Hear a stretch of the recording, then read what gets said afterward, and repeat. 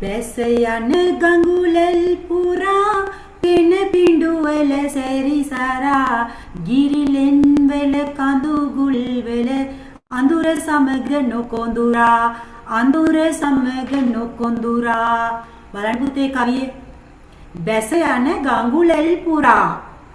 ගඟුලල් කියන්නේ පුතේ ගංගා දියඇලි වලට. එතකොට බැහැලා යන මේ ගංගා දියඇලි පුරා පෙන පිඬුවල සැරිසරා. පෙන පිඬු කියන්නේ පුතේ පෙන බෝල. ඔය පින්තූර පේන්නේ. පෙන බෝල වල සැරිසරනවලු. සැරිසරා කියන්නේ ගමන් කරනවා අතරේ. එතකොට මේ පෙන බෝල වල පෙන බෝල අතරේ ගමන් කරනවලු. ගිරිලෙන් වල කඳු ගුල් වල. ගිරිලෙන් කියන්නේ පුතේ ගල් ගුහා. මේ ගල් ගුහාවල කඳු වල තියෙන ගුල් වල අඳුර සමග නොකොඳුරා. නොකොඳුරා කියන්නේ පුතේ කොඳුරන්නේ නැතුව. ඒ කියන්නේ පුතේ තාරුක් නොකොඳුරා කියන්නේ කතා කරන්නේ නැතුව. අඳුරත් එක්ක කතා කරන්නේ නැතුව තමයි පුතේ මේ සඳරැස් යන්නේ.